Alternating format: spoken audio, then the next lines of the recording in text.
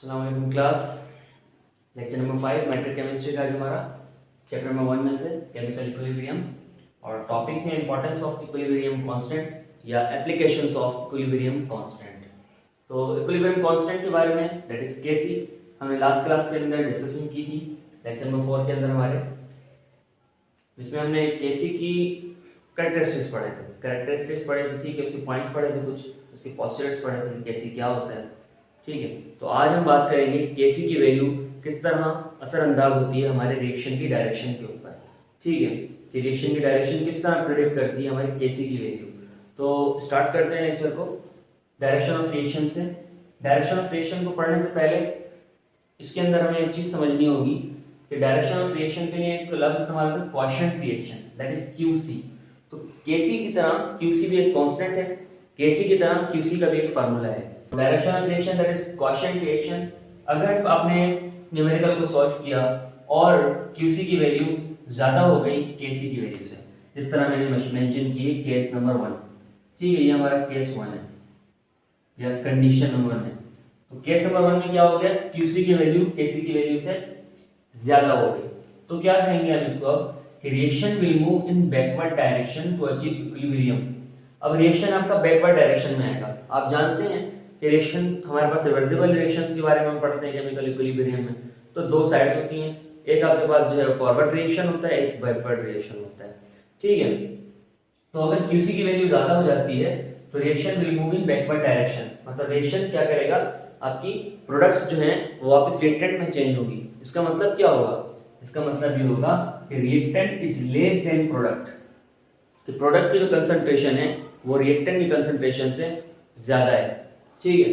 Product जो है वो ज्यादा हो चुकी है और रिएक्टेंट जो है वो कम हो चुका है। तो इसके लिए हमें क्या करना होगा, reaction will move in backward direction, पीछे की तरफ जाएगा, मतलब प्रोडक्ट्स रिएक्टेंट में तब्दील होंगी।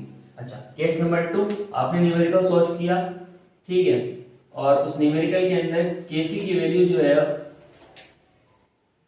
क्यूसी की वैल्यू से ज्यादा हो गई, या कह लें क्यूसी की वैल्यू जो है वो केसी की वैल्यू से कम हो गई। तो अब रिएक्शन की डायरेक्शन क्या होगी, so the reaction will move in forward direction. अब रिएक्शन की कौन सी डायरेक्शन है, अब फॉरवर्ड डायरेक्शन में मूव करना है रिएक्शन ने, फॉरवर्ड डायरेक्शन में मूव करना है। किस लिए मूव करना है फॉरवर्ड डायरेक्शन में, ताकि टू अचीव इक्विलिब्रियम, ताकि इक्विलिब्रियम को अचीव कर सके, ठीक है। ऊपर क्या था, बैकवर्ड डायरेक्शन में मूव कर रहा था ताकि इक्विलिब्रियम अचीव हो सके, नीचे क्या कर रहा है, फॉरवर्ड डायरेक्शन में मूव कर रहा है ताकि इक्विलिब्रियम अचीव हो सके। फॉरवर्ड डायरेक्शन में मूव करने का मकसद का मतलब ये है कि the concentration of reactants is greater than the concentration of product. अब रिएक्टेंट ज्यादा है, प्रोडक्ट कम है, इसीलिए फॉरवर्ड रिएक्शन होगा, ठीक है।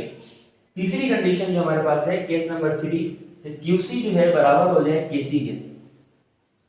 केस नंबर 3 हमारा क्या है, क्यूसी और केसी बराबर हो गए, so the reaction is at equilibrium. तो रिएक्शन स्टेबल यूनिट पे आ गया, एक क्या हो गया, इक्विलिब्रियम पे आ चुका है। इसका मतलब R is equals to P, the concentration of reactants are equal to the concentration of product, जो हम इक्विलिब्रियम के लिए अक्सर डेफिनेशन को पढ़ते हैं।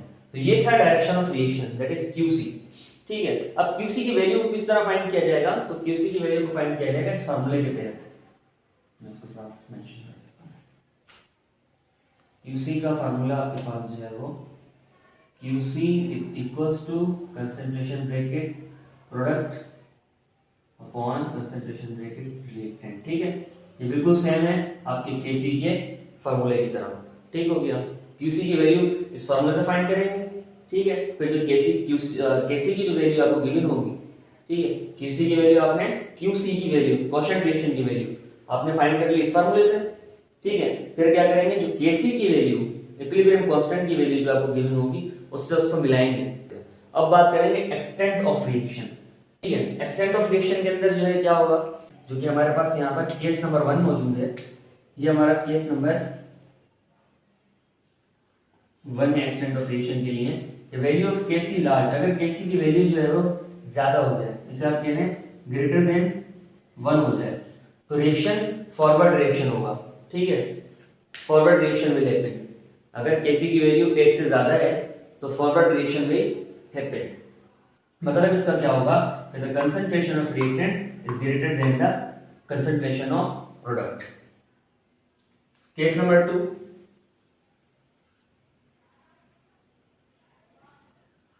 Value of Kc small.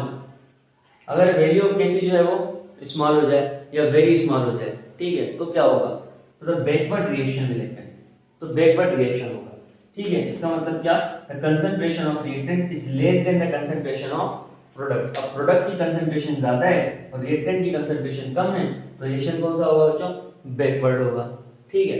If the value of Kc, तीसरी condition, the third condition, the third case, case number 3, value of Kc moderate. Moderate का मतलब ना ज्यादा बड़ा ना ज्यादा छोटा, ठीक है। अच्छा, यहाँ पर स्मॉल के अंदर मतलब 1 से कम हो जाए, लेस देन 1, और मॉडरेट के अंदर क्या हो, इक्वल टू 1, बराबर 1 चाहिए 1 के, ठीक है। तो इक्विलिब्रियम स्टेट पे होगा जब भी केसी की वैल्यू ना ज्यादा बड़ी हो ना ज्यादा छोटी हो, तो रिएक्शन इक्विलिब्रियम स्टेट के ऊपर होगा, मतलब the concentration of reactant is equal to the concentration of product. एक बार फिर बता देता हूँ क्योंकि ये इंपॉर्टेंट है, काफी इंपॉर्टेंट, एमसीक्यूज में अक्सर आ जाता है, तो फर्स्ट ईयर में भी एमसीक्यूज में आ सकता है, ठीक है। और आपके मैट्रिक केमिस्ट्री के अंदर के भी एमसीक्यूज में काफी क्वेश्चन देखने को आपको मिल सकते हैं इससे। क्यूसी की वैल्यू अगर केसी की वैल्यू से ज्यादा है तो रिएक्शन बैकवर्ड होगा, ठीक है। और अगर क्यूसी की वैल्यू केसी की वैल्यू से कम है तो रिएक्शन फॉरवर्ड होगा, और अगर क्यूसी की वैल्यू केसी की वैल्यू के बराबर है तो रिएक्शन जो है वो इक्विलिब्रियम कंडीशन पे है, इक्विलिब्रियम स्टेट पे है, बराबर है रिएक्टेंट और प्रोडक्ट की कंसंट्रेशन। और एक्सटेंट ऑफ रिएक्शन में अगर केसी की वैल्यू लार्ज है, ज्यादा है, 1 से ज्यादा, तो रिएक्शन फॉरवर्ड होगा, ठीक है, फॉरवर्ड रिएक्शन होगा। और अगर केसी की वैल्यू स्मॉल है, छोटी है, कम है, तो क्या होगा, रिएक्शन बैकवर्ड रिएक्शन होगा। और अगर केसी की वैल्यू मॉडरेट है, ना ज्यादा है ना कम है, तो रिएक्शन बेटा हमेशा इक्विलिब्रियम स्टेट के ऊपर होगा। फुली आपको समझ आ गया होगा, ठीक है। तो इंशाल्लाह नेक्स्ट लेक्चर के अंदर हम इस चैप्टर के जितने भी न्यूमेरिकल्स हैं उन सबको क्लियर करेंगे, उन सबको जो है वो पढ़ेंगे। चैप्टर है, इसके टॉपिक्स यहाँ पर खत्म हो गए, ठीक है, टॉपिक्स एंड हो गए। अब सिर्फ न्यूमेरिकल्स रह गए जो पूरी बुक के अंदर हमारे पास एग्जाम्पल न्यूमेरिकल्स हैं या सेक्शन डी के न्यूमेरिकल्स हैं। इंशाल्लाह उसको नेक्स्ट लेक्चर के अंदर नेक्स्ट क्लास में करेंगे, ठीक है। तब तक ख्याल रखिएगा, अल्लाह हाफिज।